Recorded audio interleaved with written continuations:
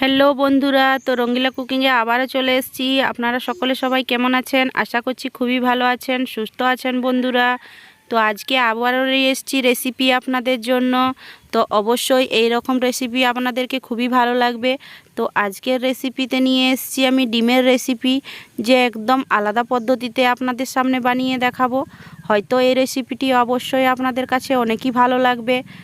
তো বন্ধুরা, এই রেসিপিটি অবশ্যই প্রথম থেকে লাস্ট পর্যন্ত ভিডিওটি আপনারা দেখবেন। তো এই ভিডিওটি হয়তো আপনাদেরকে অনেকই ভালো লাগবে, আর এই পদ্ধতিতে বানালে হয়তো বেশি ভালো লাগবে। তো অবশ্যই পুরো ভিডিওটি দেখুন। তো চলুন ভিডিওটি আমি শুরু করছি। তো এইখানে নিয়েছি একই নাপের 3টে বাটি নিয়েছি। তো আপনার ঘরে যে সাইজের বাটি থাকবে সেই সাইজের বাটি আপনারা নিয়ে নিতে পারেন। তো বাটির মধ্যে এখন দিয়ে দিচ্ছি অল্প পরিমাণে হালকা করে দিয়ে দিচ্ছি তেল। তো তেলটা দিয়ে নিয়ে কিন্তু বাটিগুলোর মধ্যে এইভাবে করে কি মিক্স করে নিচ্ছি একটুকু। তো আপনাদের কাছে হাতে ব্রাশ থাকলে তো ব্রাশে করে আপনারা এই তেলটি বুলিয়ে নিতে পারেন বাটির মধ্যে। তো আমি হাত দিয়ে মাখিয়ে নিয়েছি। তো এইখানে নিয়েছি 3টে ডিম। তো এখন আমি ডিমগুলোকে এর মধ্যে ফাটিয়ে নিচ্ছি।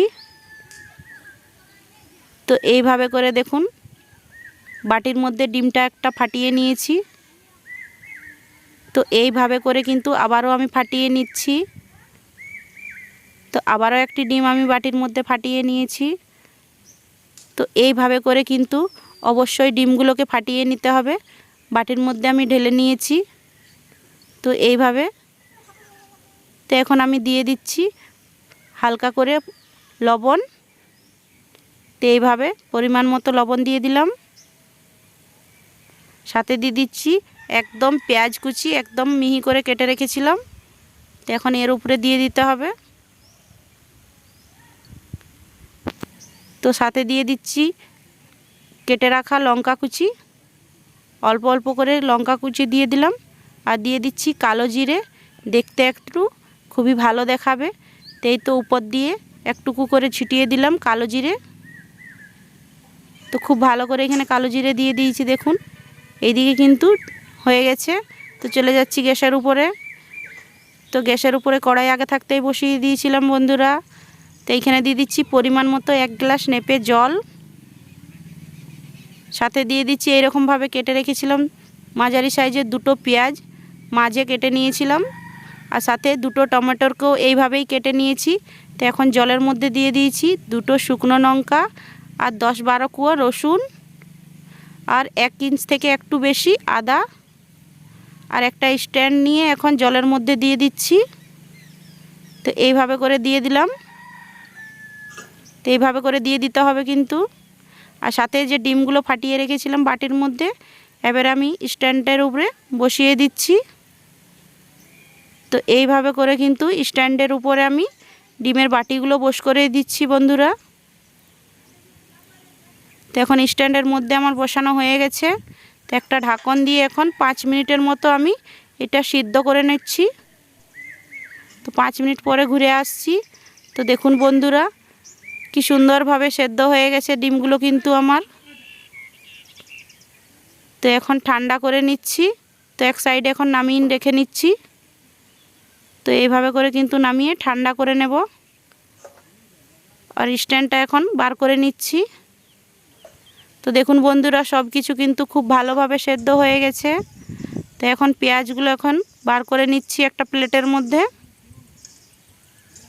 সাথে টমেটোগুলো খুব ভালোভাবে সেদ্ধ হয়ে গেছে, আর আদা রসুন খুব ভালো করে সেদ্ধ হয়ে গেছে। তো প্লেটের মধ্যে বার করে নিয়েছি। তখন ঠান্ডা করে নেব। তো ঠান্ডা আমার হয়ে গেছে। তো দেখুন এইভাবে চকাগুলো কিন্তু আমি ছাড়িয়ে নিচ্ছি। তো টমেটোর চকাগুলো অবশ্যই ছাড়িয়ে নেবেন। তো খুব সুন্দরভাবে কিন্তু চকাগুলো এগুলো ছাড়ানো যায়। তো এইভাবে আমি খুব সুন্দর করে ছাড়িয়ে নিয়েছি। তো এখন সাইডে রেখে নিচ্ছি। তো নিয়ে নিচ্ছি একটা মিক্সিং জার। তো জারের মধ্যে এখন দিয়ে দিচ্ছি পেঁয়াজ, সেদ্ধ করা পেঁয়াজ, আর আদা রসুন, আর টমেটোর কুচি, আর দিয়ে দিচ্ছি লঙ্কাগুলো। তো দিয়ে দিচ্ছি 1 চামচের মতো সাবু ধনিয়া, আর 1 চামচের মতো জিরা, আর সাথে মিক্সির ঢাকন লাগিয়ে এটা একটা পেস্ট বানিয়ে নিচ্ছি। তো দেখুন পেস্ট বানিয়ে নিয়েছি, একদম চিকনো একটা পেস্ট বানিয়ে রেখে নিচ্ছি আমি এখন। তো কতটা সুন্দর হয়েছে। তো একটা বাটির মধ্যে এখন মশলাটাকে আমি ঢেলে নেব। তো এইভাবে করে কিন্তু মশলাটাকে আমি ঢেলে নিচ্ছি। তো এখন বাটির মধ্যে আমি ঢেলে নিয়েছি। তো এইভাবে দেখতেই পাচ্ছেন কতটা সুন্দর হয়েছে। তো এইখানে ডিমের বাটিগুলো খুব ভালোভাবে আমার ঠান্ডা হয়ে গেছে। তো এইভাবে একটা চামচ দিয়ে আমি এইভাবে একটু গোল রাউন্ড করে হাতের মধ্যে নিয়ে পরে এইভাবে ট্যাপ করে নিয়ে দেখুন বার করে নিচ্ছি। তো দেখুন বন্ধুরা কতটা সুন্দর দেখাচ্ছে আর দেখতে কতটা সুন্দর দেখাচ্ছে।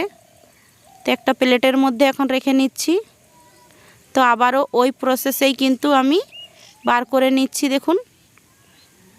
তো ফিরসে আমি হাতের উপরে বার করে নিয়েছি, দেখুন কতটা সুন্দরভাবে সেদ্ধ হয়ে গেছে, দেখতে কতটা সুন্দর দেখাচ্ছে এখানে। তো প্লেটের মধ্যে উঠিয়ে নিয়েছি আমি। আর একদম সহজ পদ্ধতিতে কিন্তু বাটি থেকে ছেড়ে বেরিয়ে গেল এগুলো। তো আমি চাকলার উপরে রেখে নিয়ে এখন চাকু দিয়ে খুব ভালো করে এখন কেটে নিচ্ছি, দুভাগে ভাগ করে নিচ্ছি। তো আজকের রেসিপিটা আমি দুভাগে ভাগ করে নিয়েই এই রেসিপিটি বানিয়ে নিচ্ছি। তো দেখুন দুভাগে ভাগ করে নিয়েছি, তো কতটা সুন্দর দেখাচ্ছে। তো আবারও একটি খুব ভালোভাবে কেটে নিয়েছি। তো সবগুলো কাটা হয়ে গেছে। তো একটা প্লেটের মধ্যে এখন উঠিয়ে নিচ্ছি। দেখতেই পাচ্ছেন দেখতে কতটা সুন্দর দেখাচ্ছে, হয়তো দেখে বুঝতে পাচ্ছেন। তো আবারও কড়াইয়ের মধ্যে চলে এসেছি। গ্যাসের উপরে কড়াই খুব ভালোভাবে গরম হয়ে গেছে। তো কড়াইয়ের মধ্যে এখন দিয়ে দিতে হবে তেল। তো এইখানে 1 চামচের মতো আমি দিয়ে দিলাম সরষার তেল। তো তেল খুব ভালোভাবে গরম হয়ে গেছে। তো তেলের মধ্যে দিয়ে দিলাম 5 ফোড়ন আর কিছু খাড়া মশলা, গরম মশলা দিয়ে দিলাম, 2টো তেজপাতা দিয়ে দিচ্ছি আর সাথে দিয়ে দিচ্ছি কাঁচা লঙ্কা আর পেঁয়াজ কুচি। তেলের মধ্যে দিয়ে খুব ভালোভাবে এখন ভেজে নিচ্ছি। তো এইভাবে করে কিন্তু পেঁয়াজ, গরম মশলা আর কাঁচা লঙ্কা খুব ভালোভাবে ভেজে নিচ্ছি। তো এইভাবে করে 2 মিনিট ভেজে নিয়ে নিচ্ছি।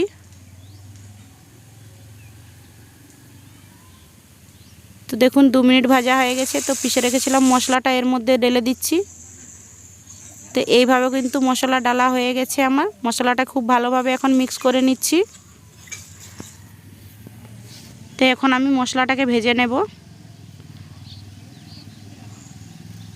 তো মশলার মধ্যে কিন্তু এখন আমি দিয়ে দিচ্ছি 1 চামচের মতো হলুদ গুঁড়ো আর সাথে স্বাদ মতো লবণ দিয়ে আবারও খুব ভালোভাবে মিক্স করে নিয়ে এখন মশলাটাকে ভেজে নিতে হবে কিন্তু।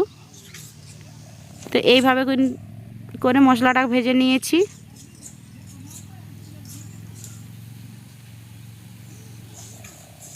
তো এইখানে খুব ভালোভাবে কিন্তু আমার মশলা ভাজা হয়ে গেছে। তো মশলার মধ্যে দিয়ে দিচ্ছি পরিমাণ মতো জল। তো এইখানে আমি জল দিয়ে দিলাম। তো পরিমাণ মতো আপনারা জলটা দিয়ে দিবেন, ঘনত্বটা কিভাবে রাখবেন সেভাবে আপনারা জলটা দিয়ে দিবেন। তো এখানে আমি এইভাবে দিয়ে দিয়েছি 1 গ্লাসের মতো জল। তো এইখানে আমার মশলা খুব ভালোভাবে ফুটে গেছে। কেটে রেখেছিলাম যে ডিমগুলো এখন এর মধ্যে এখন ছেড়ে দিতে হবে। তো এখন এইভাবে করে আমি এখন ছেড়ে দিচ্ছি। তো অবশ্যই এইভাবে ছেড়ে দেবেন। তো এইভাবে মশলার মধ্যে ছেড়ে দিয়েছি। এখন খুব ভালো করে এখন একটু হালকা করে এখন চালিয়ে নিচ্ছি। তো এইভাবে করে কিন্তু অবশ্যই চালিয়ে নেবেন। তো খুব সুন্দর করে এখন চালানো হয়ে গেছে। তো 2 থেকে 3 মিনিটের মতো কিন্তু আমি এখন ঢাকা দিয়ে আবার একটু সেদ্ধ করে নেব। তো এখন আমি ঢাকা দিয়ে দিচ্ছি 2 থেকে 3 মিনিটের মতো। তো 2-3 মিনিট আমার হয়ে গেছে। তো ঢাকন খুলে দেখে নিচ্ছি। তো খুব সুন্দরভাবে সেদ্ধ হয়ে গেছে আর ঝোলের পরিমাণটাও কিন্তু খুব অল্প হয়ে গেছে। তো এইভাবেই কিন্তু এখন রেসিপিটি আমার রেডি হয়ে গেছে। তো দেখুন এইভাবে। তো খুব সুন্দরভাবে রেসিপি রেডি হয়ে গেছে।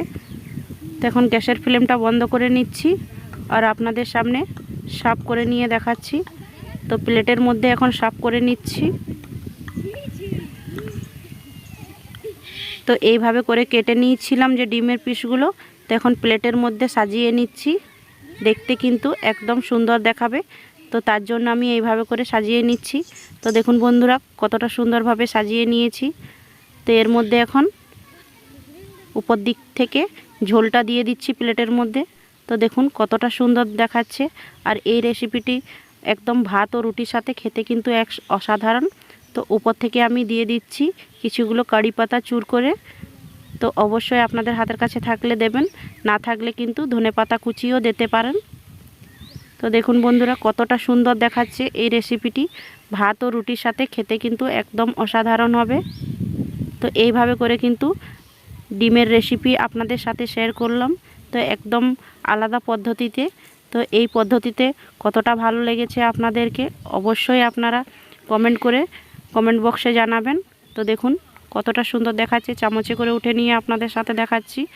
তো এইভাবে করে কিন্তু এই রেসিপিটি আমি বাড়িতে বানিয়েছি। তো অবশ্যই আপনাদের কাছে যদি ভালো লেগে থাকে তো অবশ্যই একটি লাইক করে দেবেন, আর বন্ধুদের সাথে অনেক অনেক শেয়ার করবেন। তো পরবর্তীকালে আবারও নতুন নতুন কিছু রেসিপি আপনাদের সাথে অবশ্যই শেয়ার করব। তো ততক্ষণ আপনারা ভালো থাকুন, সুস্থ থাকুন, আর সবাইকে ভালো রাখুন। তো টাটা।